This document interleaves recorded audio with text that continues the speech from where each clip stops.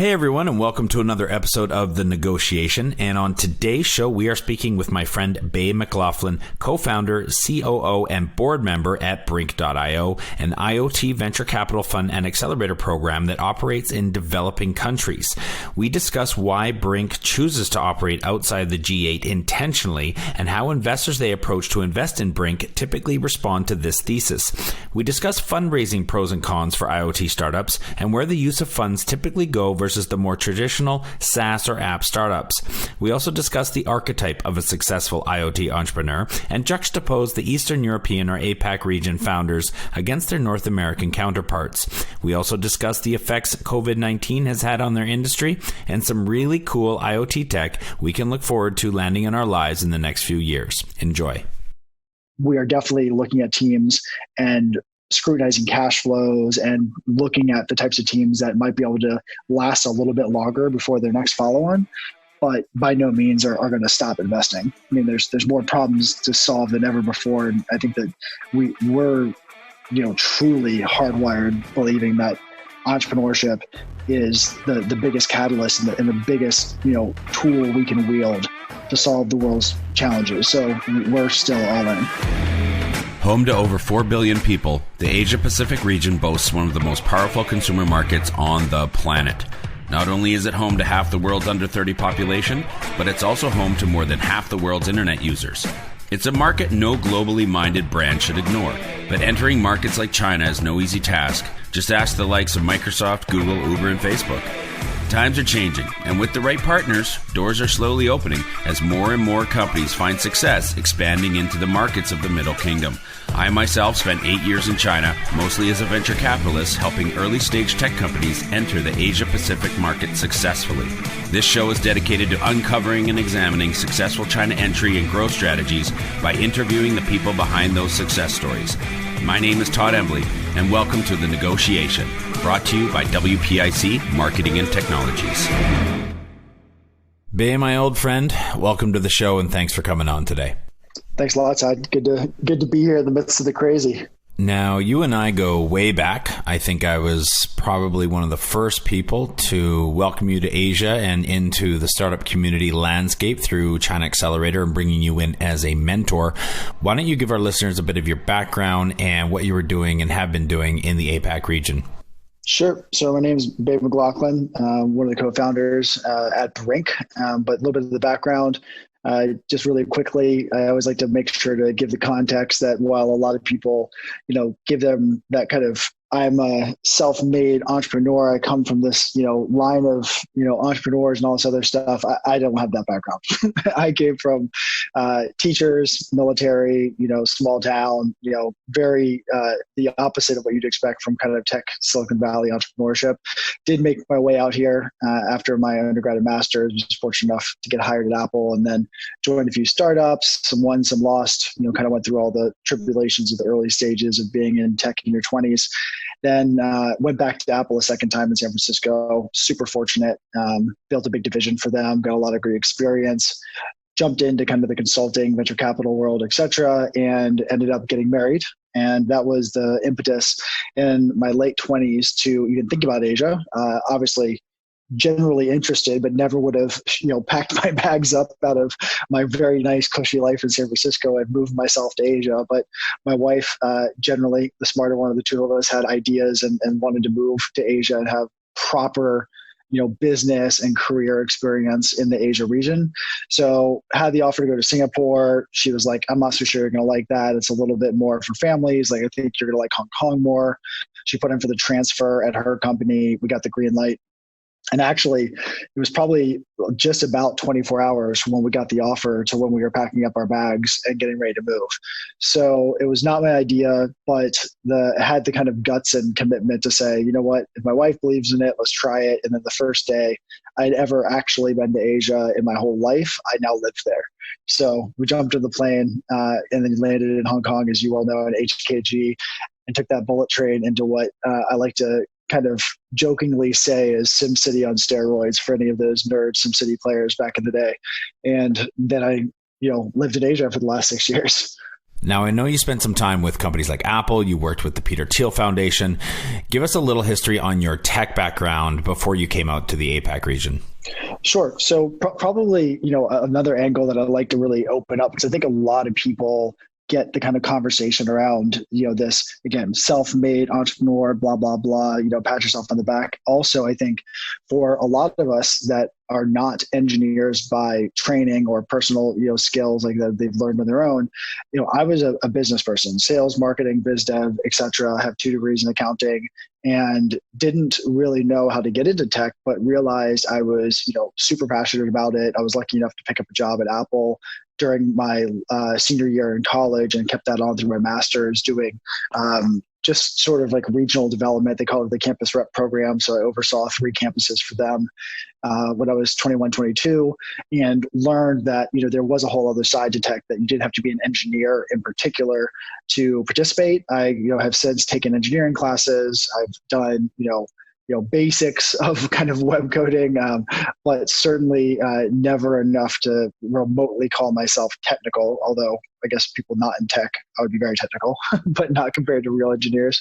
But it really was in working through, small startups and, being in the kind of guts of the first, let's say, 2 employees. And then next one was a 10 or 12 person employee shop. And then building a division for Apple, like getting into the guts and going to, Intercom during their Series A and building out the biz dev channel for them. Like all of these early stage or large stage companies like Apple that I was able to build a division in, I was able to get tons of exposure and manage and work with engineers, but would never by any means to an engineer call myself technical. Now, the company Brinc, which you're a co-founder of, absolutely fantastic. Started out as a hardware accelerator in Hong Kong, and you built it with somebody else who was also a part of the China Accelerator family, Manav Gupta. So tell us a little bit about how you met Manav, how the 2 of you decided to work together and build Brinc. Tell us a little bit about your thoughts on what makes a good partnership and how to identify a good partner based on how you and Manav developed your relationship and built your business, and then let that waterfall into telling us more about Brinc. Sure. Well, it's a pretty crazy story. And I think the more that I work with entrepreneurs, which I've done for the better part of a decade now, the more I am fascinated about these stories. Like, how do you meet co-founders? How does this all happen? I mean, I think the general thing people look for are people you've worked with for many years. I had never met Manav a day in my life or Bashar. So we had never worked together previously. So the other 2 co-founders, Bashar and Manav, they had met kind of more casually in other kind of party and social environments in Guangzhou and South China, but never had done business together either. And so I was just instinctively starting to do mentoring, like I was working with you through China Accelerator or some of your teams. I was going to loads of conferences, knowing that the best way in my experience was to always sort of just be in constant motion to sort of drum up opportunities. That's always been the way it's worked in my life. So I was going to, went all over Asia with the 500 Startups team. I went, up to Shanghai all the time to see you all. I was going to Singapore, Indonesia, Thailand, into China, every couple of weeks. And I happened to be going to the Global Mobile Internet Conference, or GMIC, in Beijing. And one of Manav's last businesses, one of his employees who ran the office for him in Guangzhou, happened to connect to me. I think it was on LinkedIn or something. And she ran into me, this woman, Renee. She's now the managing director of our China operation. She ran into me and said, "Hey, you're this guy from Silicon Valley with startup background. Our founder, my boss is into this. You should catch up." So funny enough, we kind of met in one of those, I guess you would imagine, the debaucherous KTV, karaoke, lots of booze, drinks, blah, blah, blah, blah nights with. No, I have no idea what you're talking about, Ben. And he actually bailed that night. I always like to make sure I remind him of that. We were going, and then Edith from then Dolphin Browser, now 500, was paying the bill, and we were, ready to have a big one. Kylie and all of us were out. And, And he ended up going home that night. I ended up connecting with him back in Guangzhou. And, I think it's really interesting topic. Happy to bring it back up later in the podcast or at another time. But it was almost the opposite of a lot of the stories. And, we didn't know anything about each other. And there's lots of pros and cons to that. I think, probably one positive that is maybe something people can ask themselves as they go through this. And if this sounds like a bit of a, maybe a more challenging way to find a co-founder, I just truly had the confidence, as does Bashar and Manav, in ourselves individually. Whether we could see each other as co-founders or see the same vision is something that we had to whittle away at for years. But in terms of just generally having that confidence in yourself to just literally jump into something completely crazy like this without having known the people, without, knowing the region, the culture, all these things, I think is a good kind of checkbox in your head if you can get yourself there to go like, okay, if I have the guts to do this, I probably also have the guts and the common sense or the intuition to kind of make my way through and figure out if this is right or wrong. But I just knew that this made sense. It was very similar business model and problem statement and services that I was trying to build in San Francisco, the exact same audience I've worked with my entire career, which were founders. And also, so fortunate to have, other co-founders that knew the region that I did not know at all. And as you met me when I was really green in Asia. And it was definitely, this kind of circuitous path. It was not straightforward, but I think it was the kind of individual self-confidence and belief that, we were sound in our own, backgrounds, our own people, our abilities, capabilities, whatever, that allowed us to all kind of simultaneously run and jump off this cliff together. If we want to jump into Brinc, I mean, we've really kind of gone, I'm not going to say completely against the grain, but we've really built this business in a very different way. So a lot of accelerators come with funding backgrounds, like, trying to accelerator with SOSV or hacks, or, big LPs. We didn't have that benefit. So we knew that we wanted to work with entrepreneurs because we thought that they were solving the most critical problems in the world. We started out focusing on physical entrepreneurship with both of our first offices in Hong Kong and Guangzhou, where the supply chain is. But it's evolved quite a bit now. And, we're very much in, fortunately at this point, almost 6 years later, we're now in the top 10 early stage investors in the world. So, we're at pretty decent volume, but we're very much like you'd expect to compare us to a 500 startups or Techstars or whatever else. One thing that might be a little different. We have similar volumes. We run 9 accelerators. We have 5 offices. We'll probably do 100 deals this year. We're 63 staff around the world. Like, we're not, small by any means anymore, but we very much focus on the emerging markets and developing economies. Whereas, the counterpoint to that would be like, Y Combinator's 90% North America, right? And then 500 startups and Techstars, which certainly are, more like us, they're in that 40, 50, 60% kind of overseas range, and we're 90%. So we're certainly in that kind of cohort of accelerators, one of the more global in terms of our focuses in the emerging markets, like essentially everything but the G7. But we do all the same stuff. We, invest, $100,000 plus per team in the early stages. We run these accelerators in different regions. We have different vertical focuses now. We have food. We do clean energy, drones, robotics, IoT, industrial IoT, and we'll be announcing not only more verticals and more programs, but also more locations and regions shortly. You're working in and located in developing countries outside the G7, G8, as you said, intentionally. Why is that your thesis? And I'm curious, what is the reaction, or what was the reaction from LPs, GPs that you brought in, your investors? What did they think? What was their reaction to your thesis of being in just developing countries? Sure. Well, at the beginning, it was tough, right? there was no one that believed in physical innovation, which is we are specializing in IoT, right? It was, I think there ended up popping up. There was, hacks first, and then there was us and a handful of other people, all of which have stopped now, except for, maybe a couple became VCs, but all the other programs have died. So it was uphill battle. We were investing our own money, raising friends and family. Like we had no institutional backers for the first 3.5 years or so. We've been very fortunate to have a bunch of great corporate government, and other larger fund of funds that are investing in us now and believe in us now. But yeah, it was a real uphill battle for a while. There's no question about it. What's interesting since then is a couple of things have happened. Obviously, with the explosion of sensors from the physical side, we're seeing that's becoming more and more understood. It's certainly not sexy like it was, 5-6 years ago with Kickstarter and Indiegogo and all that was kind of exploding back then. But from the enterprise side, it's pretty straightforward. Everyone understands this is the future now. That's sort of a foregone conclusion.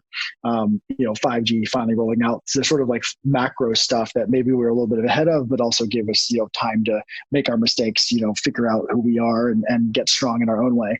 But in terms of the LP climate and the general conversation around, ex G7 or the emerging markets, developing economies or EMDEs, I think it's really hard if you look at the numbers to argue that, any real substantial growth is coming from the G7 anymore. Like a lot of it is actually reversing. Like, you look at a lot of Europe and realize a lot of the economies are going in the opposite direction. So ex-coronavirus, right? Like put that aside.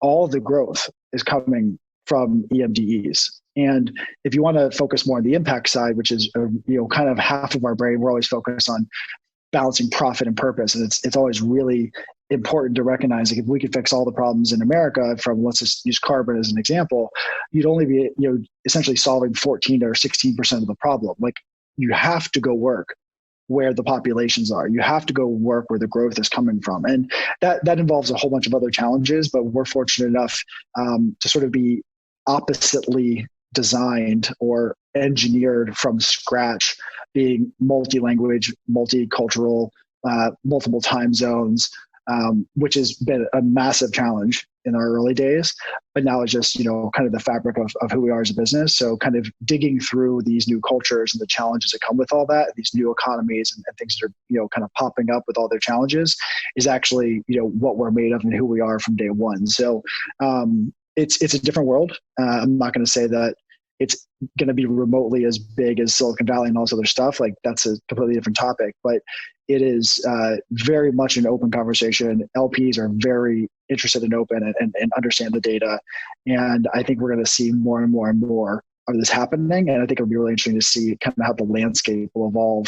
I think we saw, YC, came out of the US, try to go to China, pull back, right? And you've seen a couple of other companies try to do this, or really, Techstars, and at least in 500 startups at SOSV, like there's only a handful that have really figured out international with any sort of, kind of longevity. It's still early, but there's a long way to go. Is there a founder persona or archetype that you have formulated or put together or frameworked that you guys look for Brinc startups to invest in? People that have the right background or level of experience that you believe or have even some proof to show that they are going to be successful or have a high chance of being successful in building IoT? Is that a special archetype or persona that you look for? I think all of the same sort of truisms as you'd expect in venture investing still hold in IoT, meaning you're always going to have the outliers, the 22, 24, 25-year-olds that come out of nowhere, that are scrappy and just figure it out somehow. They're just sort of destined to be good founders, and they just have to put the years under their belt to go, and take their lessons on the head and figure it out as they go. And I don't think IoT would be any different. It's more complicated. You and I both know that anything physical is inherently orders of magnitude more complex than software-only businesses or service-only businesses. Totally true. But I would say that when you talk about age, we certainly have seen that there is experience from older founders that come from physical supply chain heavy businesses. And even if they're not IoT, they could be food and beverage. Just anything that has a supply chain element to it. And people that have that experience, they're just instinctively going to understand and be able to make decisions using a lens and a framework that they've learned in their career prior to account for those risks, to understand the types of relationships, the way that they have to build their cash flow and their financial modeling, the kind of general approach to running a business like that. Whereas younger founders, because by definition, they don't have the years, it wouldn't matter what what their experience was, but they certainly don't have those years of experience, working in a physical supply chain heavy type of operation. So there's, all the kind of,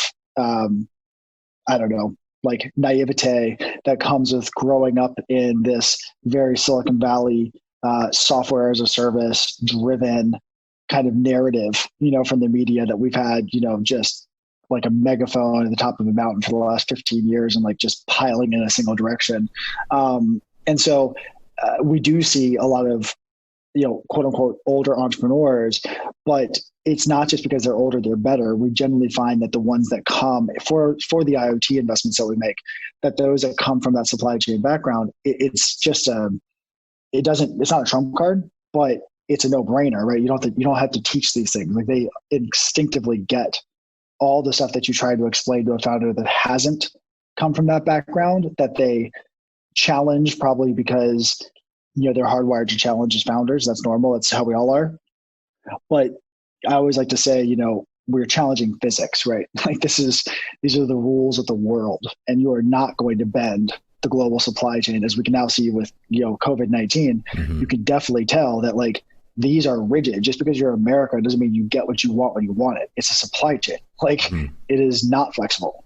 And so I think those are two dimensions I think about, but I would argue that in our 5 years and 110 investments in the space, I can tell you like we definitely don't see any different truism that doesn't stand for any type of investing. Like you'd want to be investing in, a enterprise SaaS founder that comes from that B2B biz dev world in that vertical, right? That would make sense too, right?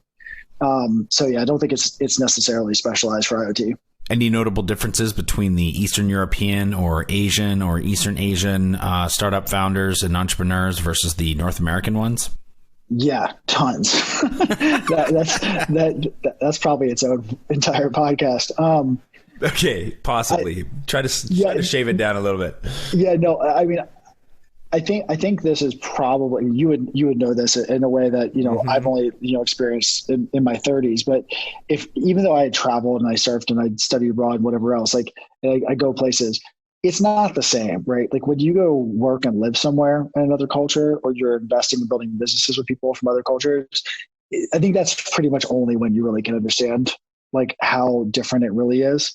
And I do think it's, I can sit here and explain, my years of experience and all the different founders we worked with, but it wouldn't matter unless you've experienced yourself. Like you can't possibly understand it. Like we can talk about China until we're blue in the face, and unless someone gets on a plane and goes to China, like it doesn't matter, right? Like they're never going to understand it. Like it's just theoretical. And so I think that the things that I have learned that are probably, easy to understand, but probably not, you won't instinctively or intuitively understand them until you go do it yourself, is that the North America in general, like in Western Europe, like for whatever reason, like we just truly can't understand how big the rest of the world is and how culturally different, and how, I'm not going to use ethics in the negative, but ethics in the positive of like right and wrong are fungible. They're not these absolute things, and people's value systems are very different. And so when we invest in our India office, let's say in our Indian teams, like they run a completely different frequency than our teams from Indonesia run on, right? Which are completely different than our teams in Singapore or Poland or Bahrain. And there's so many pros and cons, right? Like it's just, they're completely different for all the good reasons.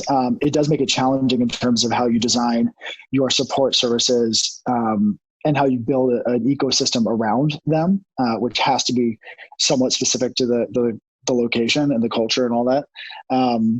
But they definitely, I think generally you and I would both agree, and I've said this a lot, that most North American, Western European founders would greatly benefit from realizing how many lessons can be learned from, founders in Eastern Europe, the Middle East, Asia, Southeast Asia, because everyone else in the world is looking up to North America, Western Europe already. So that's already expected. They're already learning all our lessons, right? Mm-hmm. But I think we definitely aren't turning, or historically have not turned, kind of an open mind more that direction and see what we can learn from founders from those regions enough.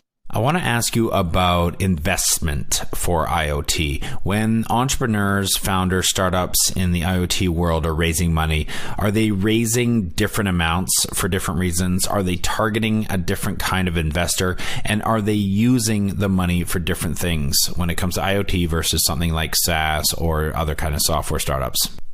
Sure. I mean, again, it's gonna be pretty much the same truisms minus maybe one or two different kind of big exceptions. So we generally, I would say that you're always going to have more money going to longer, more complex R&D cycles when it comes to doing a physical product. And that would be the same for anything. You can take, the line scooters or jump bikes or, whatever else you see these scooters and, all over the cities. There's an aspect that you just have to recognize that from when you take your money to when you get to market will be longer, meaning you either have to raise multiple rounds, which is totally fine and very normal, or raise larger rounds. And this doesn't mean you have to raise crazy, numbers like you do in North America, because the R&D is so much more expensive here, and a lot of teams don't know what they're doing and waste a lot of money trying to figure it out. But you certainly have to be prepared for the investments that you do make to take longer to get to market. That period, full stop. Then in terms of who you're getting investment from, I think it used to be specialized a lot more than it is today, meaning there used to be like the 5, 7, 10 groups you go to the Valley that have, a hardware thesis or focus. And some of those still exist. But I think people are now becoming more vertically oriented. So if you're going to be investing in medtech, you're generally going to be investing, where there's a component with a sensor or something hardware related. It doesn't mean you have to be creating, new cascading machines or something. But, even if you're going to be doing something more consumer facing or software, there's going to be some aspect of a sensor that has to get a piece of data, right? So I think we're seeing that trend where people are more focused on what does it take to solve the problem in the vertical that I'm specializing in. Clean tech is one of our big focuses, or food tech. We invest both in, cellular agriculture, alternative proteins, but then we also invest in tons of ag tech. We also invest in tons of the supply chain of food and things like that. So I think that the investor audience is becoming more vertically focused. That's, I think, a big trend there is also corporates getting involved. We've seen an explosion of corporate venture capital around the world, but it's definitely, insane, the percentage volume growth over in the developing like EMDE focus, like XG7. And then I'd say in terms of the kind of, the difference of like pitting up a SaaS company and then the IoT company in terms of what that money is going to in terms of development. I think I've been seeing this trend for a long time, is that you're seeing a lot more teams being smarter now about being able to use off-the-shelf components and technologies that exist, and realizing that it is truly the software, their algorithms that are actually going to set them apart in the long term. Whereas 5, 6, 7 years ago, it was pretty much like everyone thought they had to make everything custom. I think that lesson's been learned for the most part. And investors know that too. They're not as, excited or dazed and confused by like some sexy industrial design. People are happy just to smash in the right sensor from China into a little black box. As long as it does what it's supposed to, it gets the data that you need, and then you can show that you can learn and do something or provide a service that's unique that someone else can't because of the software, or the service model that you're building. So certainly some changes, but I think fundamentally it's a little bit more money, it's a little bit more time, but I don't think that it's, so dramatic that it's impossible to forecast for. I think it's a lot more understood now than it was when we all started. I know from our experience with HAX, our hardware accelerator in Shenzhen, that we experienced a new chasm that startups had to cross.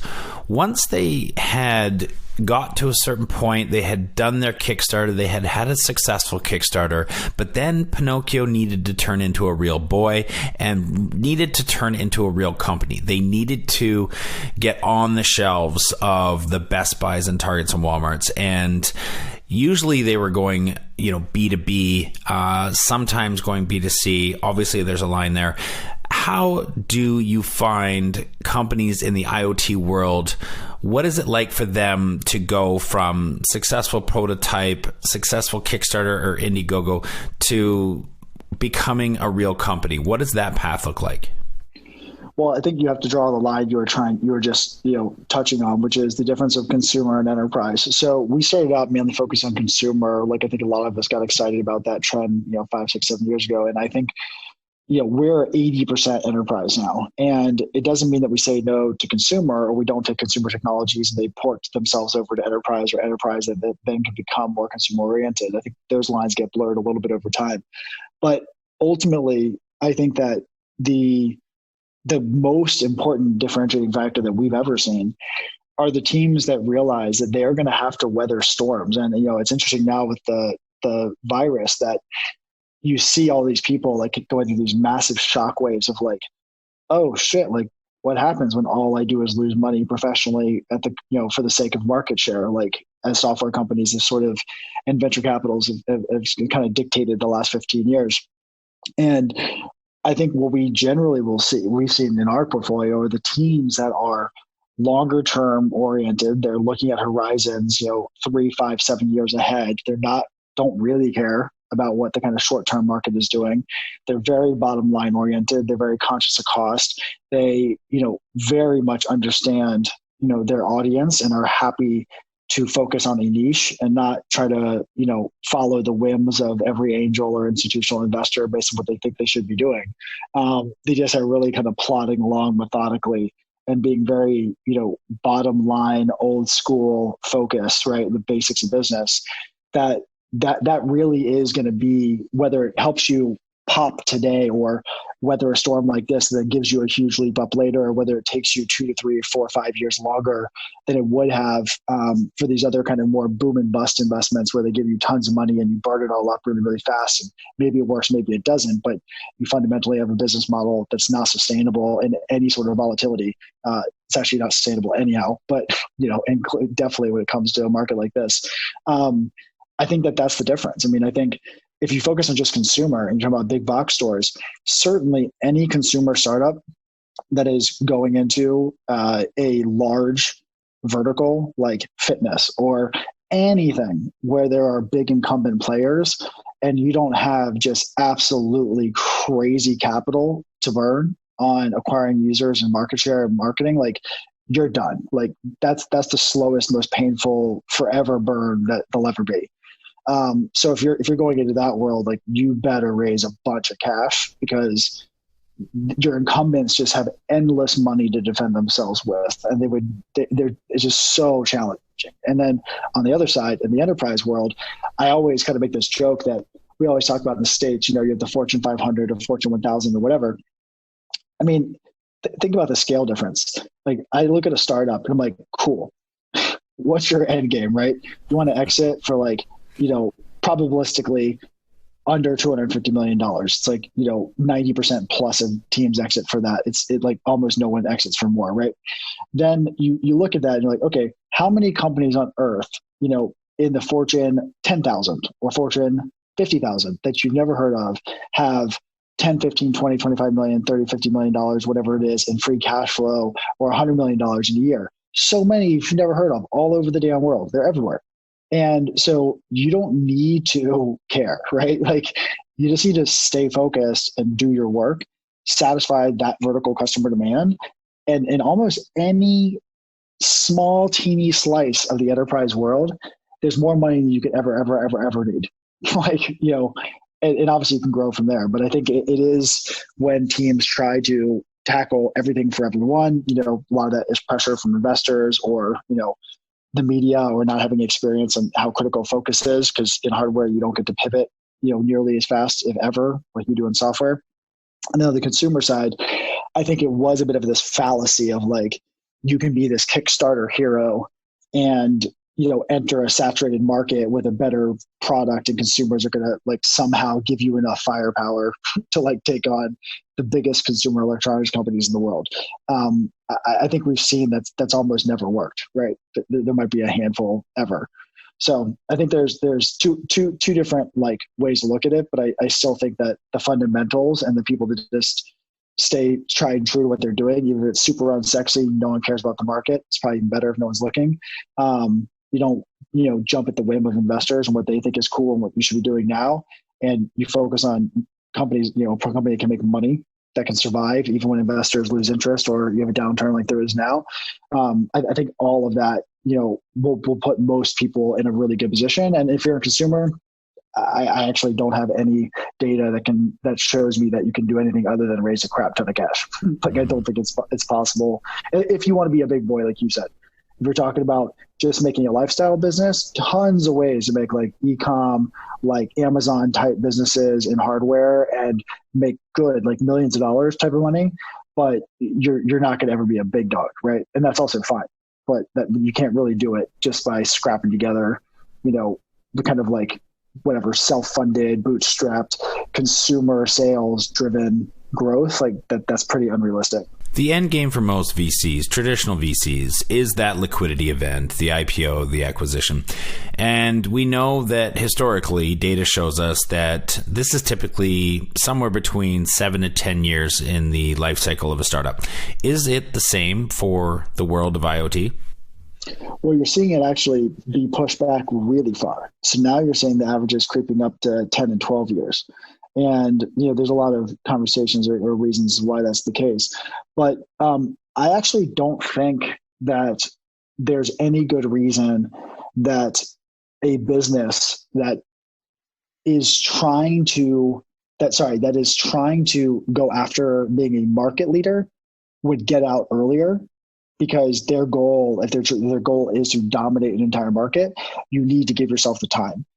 If you are like, I think it's like 94% or some crazy number, like percentage of companies that are going to be acquired in a private, M&A transaction, versus the very, very, very, very few that will actually, become a public company, then you don't need to do that. So you'll see that those returns or those exciting liquidity events will happen much faster. And I don't think that that's unique to hardware, but you do see those come in that 3 to 5 year window. But that's just because they're really focused on the problem. They understand that partnering and eventually being acquired by a corporate that gives them, more channels, larger customer base, more resources to continue to solve that problem at a valuation that makes sense for everyone. That's just logical and statistically the most likely thing to happen. Like it's something like, I think you're 2,000 times more likely or something crazy to exit at under $250 million than $1 billion. Like it's unbelievably different. And so I think it's something that is not unique to IoT by any means. I think it's really how you set up your fundraising. So if you're going for a market domination kind of fundraise, which is really what institutional capital is really for, versus I'm going to go solve this problem, and then I'm happy to partner, get acquired, earned out, whatever, by a corporate that's going to help me solve that problem at a faster, at a larger scale, in a way that's much more durable, defensible than I could do on my own. That's just the way I generally see that fork in the road happens based on how you raise your money and who like what partners you put on your team, not so much about the type of technology that you're building. You were in Hong Kong when the riots were happening. You left Hong Kong prior to COVID-19 impacting the entire world. How has this pandemic impacted your world, Brinc's world, the IoT startup world? From a supply chain perspective, there was, it's all bad, right? There's really nothing positive about the situation. But if you had to find a silver lining for hardware companies in this particular phase, China went offline during Chinese New Year. Super unfortunate generally, but also unfortunate. It's usually the only time of year that a lot of the factory workers get to see their families. But there was a window where almost nothing got produced anyways, that the whole world, that's in our side of the planet knows China just goes offline. And that's just the way it works and you can't change it. And so in terms of timing, it didn't really affect a ton. Obviously for teams that were trying to, be super, super, super lean from an inventory perspective, we're going to feel the pinch, and there's certain SKUs that were stocked out, but and this is consumer, right? Because the enterprise supply chain is very different and the volumes are much lower. So it's a very different conversation, but it was serendipitous that happened at that time. So, knock on wood,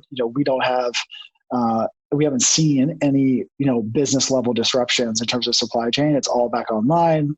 We're getting inventory out of China, already for, new replenishment orders. So that was, positive if there was a positive, from this side.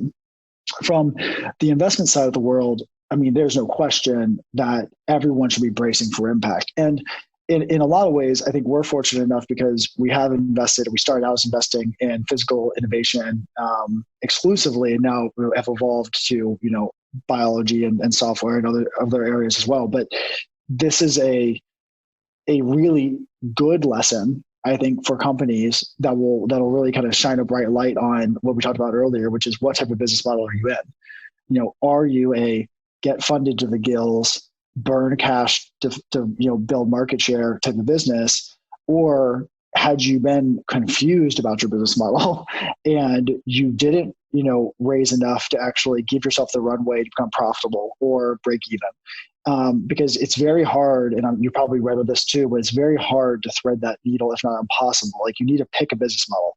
Am I going for broke and I'm going for market share, or am I going to be a profitable, durable business? But I might also want to dip into institutional capital and try to sell that story a little bit, because most institutions aren't going to give you money if you aren't going to be 3Xing every round.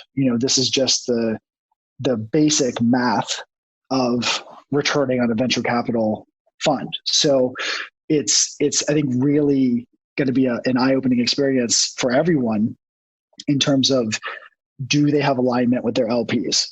For groups like us, do you really see eye to eye with the people giving you the money that, investing in these types of businesses and looking at being profitable, sustainable businesses that can also have, good exit returns that might take longer. They may not be as big, because you're looking at having higher volume of exits, at a lower valuation. Or, do you have a bunch of your portfolio and maybe even your LPs that are conflicted? Like, have you found yourselves on just different sides of the table, by accident or even by design without knowing it?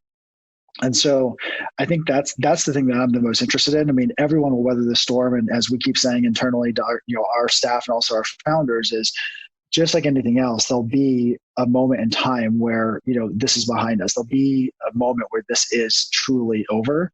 And we all wish it would happen faster for the sake of everyone, but you have to plan as if you come out the other side of this. And that will mean, I think, a good and healthy look at, your as a founder, your staff, your business model, all these other aspects, your investors, everyone. And that's definitely, the conversation we're having with everyone, like 360 in the entire ecosystem. And so we're not slowing down in terms of volume.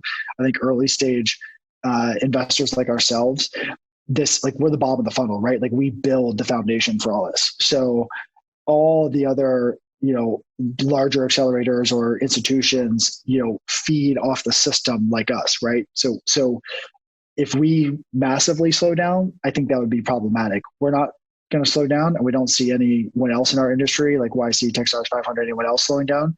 So we are definitely looking at teams and scrutinizing cash flows and looking at the types of teams that might be able to last a little bit longer before their next follow-on, but by no means are going to stop investing. I mean, there's more problems to solve than ever before. And I think that we're, truly hardwired believing that entrepreneurship is the biggest catalyst and the biggest, tool we can wield to solve the world's challenges. So we're still all in. Let's switch to something much more positive and look to the future. What does IoT have in store for us? What cool technologies, what improvements to our lives can we look forward to? What are you really excited about coming out of the world of IoT in the next few years? Sure. I think there's a couple areas that I get really excited about. From like medtech has really popped up as a huge vertical for us, which that's my particular vertical focus. Is I love and spend a ton of my time on the health, wellness, medical side of our business. I am not going to say we're all going to sudden never die and all that kind of stuff, but there is unbelievable technology coming out in terms of, like, use COVID as an example. I mean, the ability to speed up, FDA trials and things that we used to not be able to do. I mean, we're seeing technologies like one of our investments in Oakland, where they're 3D printing, human cells to speed up cancer research in a way that, even the Mayo Clinic, which is like one of the top, hospital systems in the United States, could have done before, because they've been using animals. Like, so the ability to truly work on solutions that can work at a higher efficacy in humans, because we're actually testing on 3D printed human cells versus animals. I mean, that kind of stuff is endlessly exciting. I think on the food tech side, again, still physical, not necessarily a sensor everywhere, but we are seeing some of just the craziest recomposition. Like, we're seeing people now building, animal proteins on the scaffolding of mushrooms, where, it decreases the cost by 100x, speeds up the reproduction by 10x. That's the idea that we can grow, animal cells and proteins help feed the human population using plants, and at a speed and a reduction in time, water wastage, money, all these things. Certainly stuff in the food, the kind of general waste systems. We're seeing lots of innovation there. Around the world, we're investing in areas and talking about, like, different types of bacteria that are eating plastic and degrading plastic. We've invested in that space recently. Mm-hmm. So I think I keep going forever.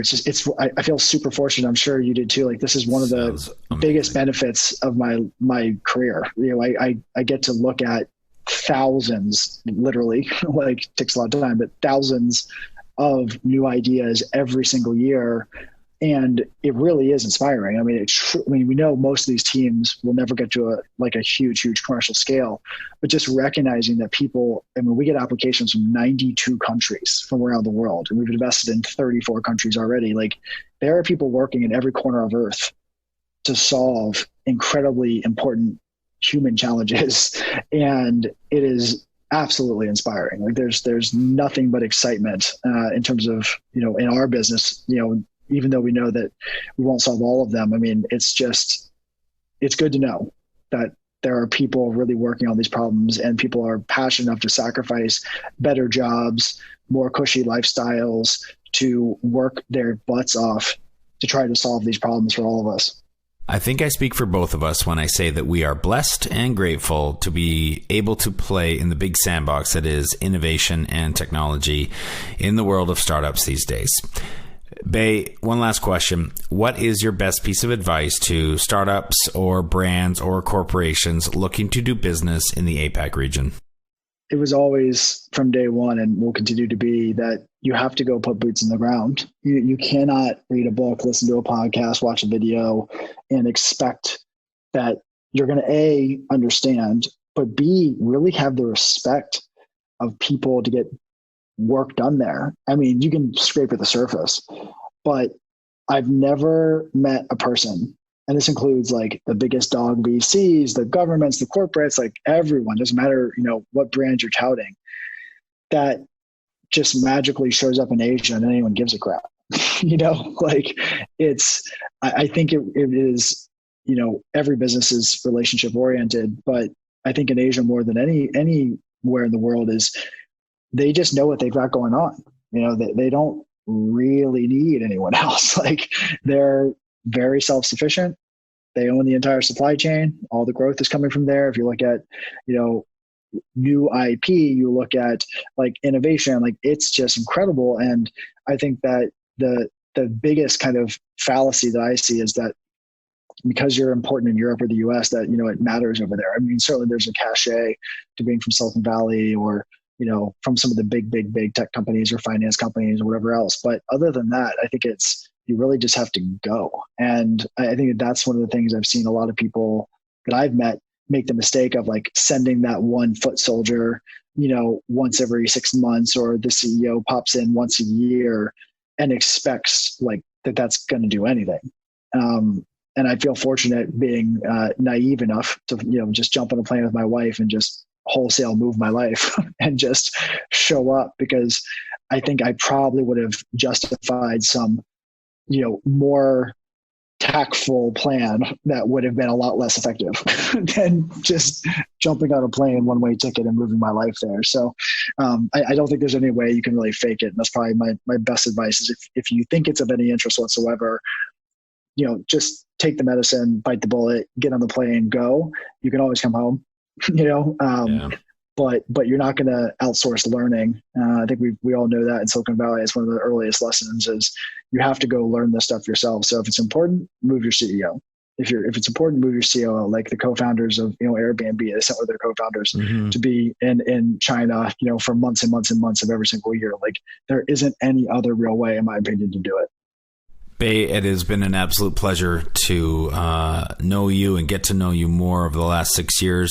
You are a true gentleman of the industry, and I think I speak for hundreds, if not thousands of people that are connected to you. Thank you for everything you do, all the advice that you give, and all the time that you spend. It means a lot to everybody, and it means a lot to the community, so thank you for that. And of course, thank you very much for coming on our show today. No, thanks, Todd. It's really nice of you to say, and right back at you. It's been a real pleasure to get to know you over the last 6 years, and hopefully a lot more to come. Growing a company is hard. Doing it in a foreign market? Exponentially so. The best piece of advice I can give you is not to do it alone. When you start looking across the pond for further expansion possibilities, and I sincerely hope that you do, make sure you choose the right partners to do it with. My good friends at WPIC Marketing and Technologies have almost 20 years of experience helping brands just like yours enter China. I hope you enjoyed this episode of The Negotiation, and if you're interested in being a guest or want to connect with me or any of our team, please reach out to us at podcast@wpic.co, and be sure to rate, comment, and subscribe wherever you get your podcasts. Zaijian.